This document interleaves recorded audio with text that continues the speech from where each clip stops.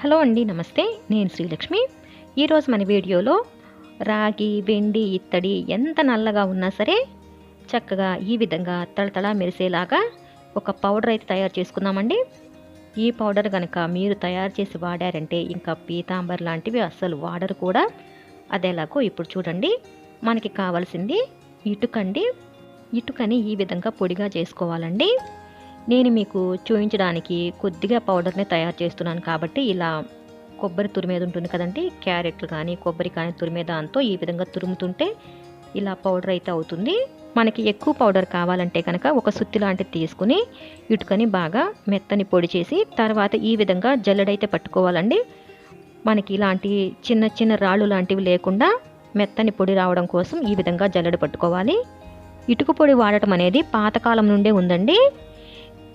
పాతకాలపు రోజుల్లో అయితే కనుక ఇలా ఇటుక పొడి, ముగ్గు ఇంకా బూడిద వేసి కూడా చక్కగా గిన్నెలు అయితే తోమేవాళ్ళు.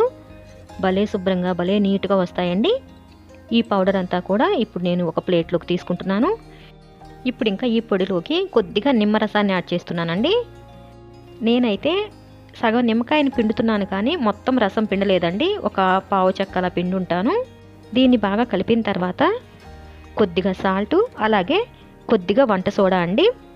దీన్ని కూడా ఈ విధంగా కలుపుకోవాలి. నేను ఇక్కడ సర్ఫ్ ఏమీ యాడ్ చేయలేదండి. మీరు కావాలంటే కొద్దిగా సర్ఫ్ కూడా వేసి కలుపుకోవచ్చు. ఎందుకంటే ఏదైనా జిడ్డుగా ఉన్న దీపపు కుందులు అది తోమడానికి సర్ఫ్ కూడా ఉంటే బాగుంటుంది. ఒకవేళ లేనట్లయితే కనుక మనం అప్పటికప్పుడే కొద్దిగా దీపపు కుందుల్లో సర్ఫ్ వేసి తర్వాత ఈ పొడితో క్లీన్ చేసుకోవచ్చు. ఇప్పుడు ఇంకా ఎలా క్లీన్ చేయాలో చూద్దాం. చూడండి, ఇలా కాస్త నల్లగా ఉండే ఏ వస్తువైనా అంటే రాగి, వెండి, ఇత్తడి చూసారా, ఇలా పూజకు వాడేవి కాస్త నల్లగానే ఉన్నాయి కదండి. వీటిని మనం చక్కగా ఈ పొడితో ఈ విధంగా తోముకుంటే భలే చక్కగా మెరుస్తాయండి. ఎలాంటి కెమికల్స్ లేని హోమ్ మేడ్ పౌడర్ కదా, మనకి చేతులకు కూడా ఎలాంటి హాని ఉండదు. పీతాంబరి లాంటివి వాడినప్పుడు అయితే మన చేతులు అది రఫ్గా అవుతూ ఉంటాయి. దీన్ని మనం ఒకేసారి ఎక్కువ మొత్తంలో తయారు చేసి స్టోర్ చేసుకోవచ్చండి. మనం ఫ్రిడ్జ్లో పెట్టాల్సిన పని కూడా లేదనమాట. చూసారా ఎంత ఈజీగా నలుపంతా పోయి చక్కగా మెరుస్తున్నాయి కదండి. మనం పీతాంబరి వాడితే ఎలా మెరుస్తాయో అదే విధంగా చాలా బాగా మెరుస్తాయి. ఇంట్లో రెగ్యులర్గా ఇలా రాగి బిందెలు, పూజ సామాన్లు కూడా మనకి ఖచ్చితంగా రాగి, వెండి, ఇత్తడి వస్తువులే కదండి ఎక్కువగా ఉండేవి. వాటిని మనం రెగ్యులర్గా తోముకోవడానికి కూడా ఈ పౌడర్ అయితే భలే బాగుంటుంది.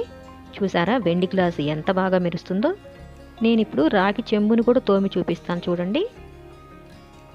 తోమిన కాడైతే భలే తెల్లగా వచ్చిందండి.